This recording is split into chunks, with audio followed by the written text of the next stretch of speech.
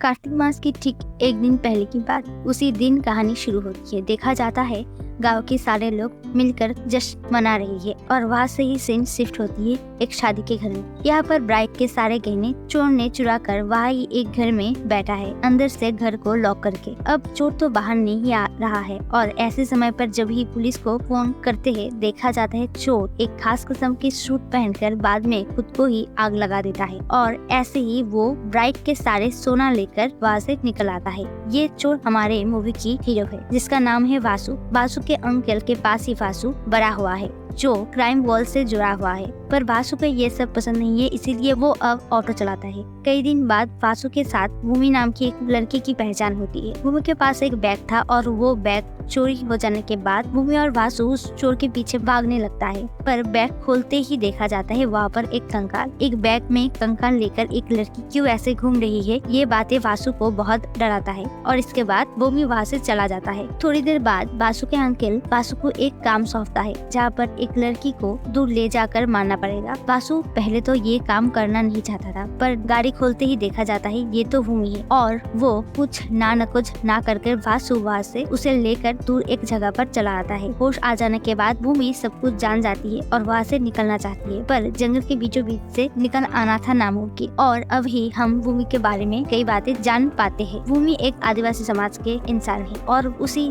जाति के मुताबिक वो सब धरती को माँ जैसी पूजती है और इसीलिए वो जिस जमीन पर रहते थे उस जमीन को अपने नाम रजिस्टर ना करके ही रहने लगती है। और ऐसे ही एक दिन सबको सरकारी ऑफिसर आकर वहाँ से मार पीट कर भगा देता है क्योंकि उस जमीन के रजिस्ट्रेशन उनके पास नहीं था। इसके बाद सब लोग चला आता है बस्ती में और वहाँ से ही अपनी जमीन के लिए लड़ते रहते हैं। और ऐसे ही एक दिन भूमि को मालूम होती है उनके गाँव में जब ही कोई इंसान की मौत होती है तभी आसपास के जमीन पे ही उसे दफनाया जाता है। अगर उस दफनाया हुआ कंकाल लेकर साबित कर दी जाती है कि ये आदिवासी बहुत सालों से यहाँ पर ही रहती है तो शायद ये केस भूमि और उसके आदिवासी समाज जीत जाए। अब कई दिन बाद की बातें जहाँ पर वासु और उसके फ्रेंड्स भैरव कोना नाम की एक जगह पर भूल से चला आता है जहाँ पर राजापा नाम की एक लोग से उनकी मुलाकात होती है। राजापा जानता था ढेर सारा सोना उसके पास है। ये सब सोना राजापा अपनी बेटी के लिए बनाया था। असल में राजापा उसके आसपास के लोग सभी भूत है। भैरव कोना में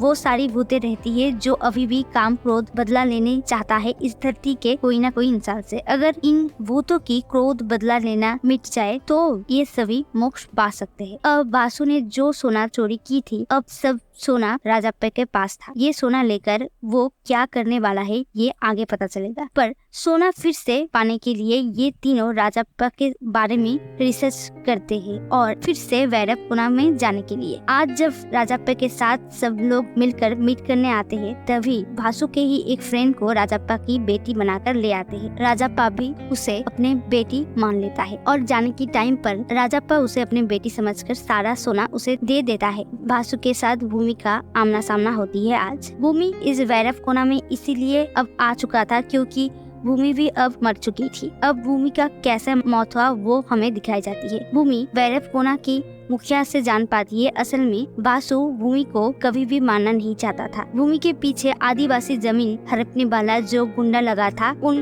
गुंडों से ही मारपीट करने के समय वासु के हाथ से ही गलती से भूमि को चोट लग जाती है और भूमि तभी मर जाती है। इसके बाद वासु उस सरकारी ऑफिसर के पास जाती है, पर एक एक ऑफिसर को 1-1 करोड़ रुपए देना पड़ेगा अगर वो सरकारी जमीन फिर से वापस चाहिए तो। और इसी कारण वासु ने वो सारी सोना चोरी की थी और राजाप्पा को भी अपने सच्चाई बताती है। राजाप्पा जिसके हाथों मारा गया था वो ही उसकी बेटी को देखभाल करके बड़ा किया है। इसके बाद राजाप्पा भी इस भैरव कोना से मुक्ति ले लेता है। सूरज उगने के साथ साथ भैरव कोना के सारे ही वैनिश हो जाने लगती है। एटलीस्ट वासु वो सोना बेचकर पैसा दे देता है ऑफिसर्स को और भूमि के गाँव के लोग भी जीत जाती है ये मामला, जिसके बाद सब अपने गाँव वापस चला आता है और ऐसे ही खत्म होती है ये कहानी। वीडियो अगर पसंद आए तो please do like, comment and subscribe. Thank you for watching.